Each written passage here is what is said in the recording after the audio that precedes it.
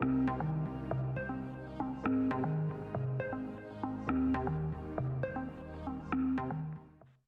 for having me along today. My name's Erin Ashworth, and I'm the head of discipline for the mental health team here at Recovery Station. I'm also a mental health occupational therapist and behaviour support practitioner, and I'm here today to talk to you about what positive behaviour supports are and how we can assist you in providing behaviour supports to your clients. So, first up, it's important to know what is a behaviour of concern or a behaviour that challenges. It's important to remember that most people communicate through their behaviour and that all behaviours, whether positive or negative, serve a purpose and have a meaning. As close observers, it's our goal to examine the communicative intent and functions of that behaviour for the individual. And we need to keep in mind that behaviour that persists over time is working for that individual. For example, a client that might hit or kick or yell when it is time to go out may be attempting to communicate that they don't want to leave the house. If, because of their behaviour, it's decided that their supports will not take the client out, that behaviour is working for that client. We need to assume that people cannot, rather than will not, engage in acceptable behaviour, and therefore there's a need to teach that individual what behaviours are appropriate. So, a behaviour of concern or challenging behaviour refers to behaviours that are socially and contextually unacceptable, behaviours that may disrespect the rights of individuals, including the individual who's behaving inappropriately to feel safe from harm or prevents them from completing their desired or acceptable task. Some examples can include withdrawn behaviours, disruptive behaviours, violent or unsafe behaviours, and inappropriate social behaviours. The individual may engage in these behaviours of concern at their home, at their supported independent living, at their day program, in the community, really anywhere where that individual may spend their time. And often families, support workers, SIL providers will experience difficulties in looking after the individual when they are engaging in their behaviour of concern. And often they will reach out to their support coordinator, to the allied health providers who may already be engaged with that individual, seeking assistance to support them to assist that individual when they're engaging in their behaviour of concern. And that they might be seeking supports, they might be seeking strategies or structures to help them to support that client and keep them and those around them safe from harm. So, how do you know if your client needs a behaviour support plan versus whether they might need maybe supports to address more minor behaviours or habits? So, it's important to keep in mind that if the individual is engaging in behaviours that are causing them physical harm, and some examples of that could be banging their head against a wall, picking at their skin, pulling out their hair, if they're engaging in behaviours that are presenting a risk to themselves or to those around them, and that can include things like risk taking behaviours, it can include verbal and physical aggression against others, it can include property damage. If they're repeatedly experiencing difficulty engaging in their required daily tasks, which may be presenting as refusal or self neglect, if they're requiring the implementation of regulated restrictive practices to keep themselves or those around them safe from harm. For example, they may require a secure property or they might require items to be stored locked away or out of reach. Or if the individual is transitioning to supported independent living, attending facility based respite, or maybe requires support workers to administer them medications that would be considered a chemical restraint. And that is medication that is prescribed for the specific purpose of minimizing their engagement in behaviors of concern. Your client would benefit from having a behavior support plan. So, why are behavior support plans so important? They're important because they challenge us to look past the behavior that we find challenging and help us to identify and respond to that root cause of the behavior, which will ultimately help us to optimize our client's safety and well-being. It can help us to ensure that staff, family, friends, housemates, and the general public safety is maintained.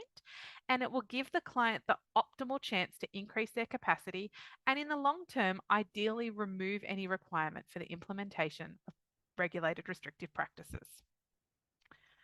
So it's important to be mindful that the term behavior support or behavior support plans can be quite triggering or upsetting for some clients, particularly for some of our neurodiverse clients who may have been exposed to ABA methods in the past.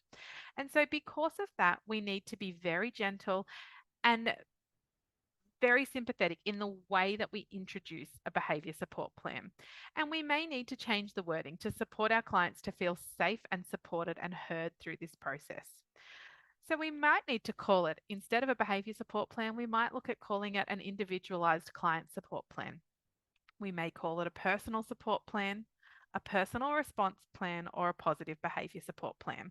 We are very happy to tweak the wording and to change the behaviour support plan itself to fit the needs of our clients and their specific requirements in the way that they communicate with their team and the way that they are understood by the people around them. Regardless of what we call a behaviour support plan, it's important to keep in mind that this is a communications tool that is developed to ensure that all people who work with and support the individual understand that person's triggers, their sensory sensitivities, their communication style, and the reason why they respond in the manner that they do. This behaviour support plan then provides a guide for everyone to support the individual to feel safe and secure and to ensure a consistent response. Response strategies are developed with that individual to help them to feel safe and stay safe, respected, in control, and to support them to regulate their emotions in a positive way. The creation of a behaviour support plan is a highly involved, complex process that involves the completion of a comprehensive functional behaviour assessment, the collation and interpretation of data, and scoring of all standardized assessments completed, which then helps us to deduce any patterns in behavior, the function of the behavior, any triggers, and what the communicative intent of that behavior is for the individual, which can then leads us to design, trial, and evaluate positive behavior support strategies, and then compile that positive behavior support plan. However, development of that positive behaviour support plan document is not the end of the positive behaviour support process. We then need to provide education and training to all stakeholders that are supporting that individual, and that includes support workers, family, carers, and allied health staff.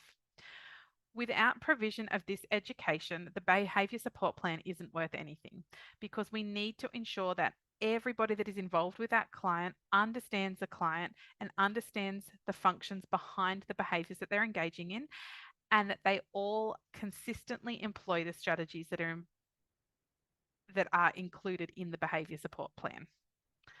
We then also need to submit any regulated restrictive practices to the Commission and attend Commission hearings and reviews as required. And then we need to complete ongoing review and modification of the behaviour support plan as necessary. It's really important to keep in mind that the behaviour support plan is a live document that requires regular updating and modifications as the individual changes and as their capacity to regulate their emotions develops. At minimum, the behaviour support plan should be updated annually. However, if the client engages in more complex behaviours or if there's multiple regulated restrictive practices in place, we may need to update the behaviour support plan more frequently. But the behaviour support plan doesn't just end with a piece of paper. It's only one step in the journey to enact behaviour change.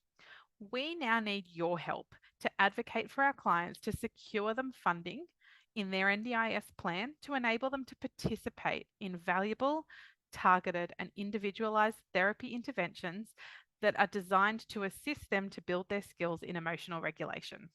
And some of those interventions can include talking therapy or cognitive behavioural therapy, environmental adaptations, sensory strategies, calming strategies like guided relaxation and mindfulness, support to set up and implement routine and structure, diversionary or replacement strategies, support to identify the early warning signs, escalation points, or triggers for the behaviour within their environment, providing education and support, and providing strategies to optimise the individual's communication, providing support to prepare for and adapt to change, and engagement in meaningful occupations. And these are just a few of the many different types of targeted interventions that our psychologists and our mental health occupational therapists can provide to really support and build the client's emotional regulation capacity, which then these therapies do go hand in hand with that behaviour support plan.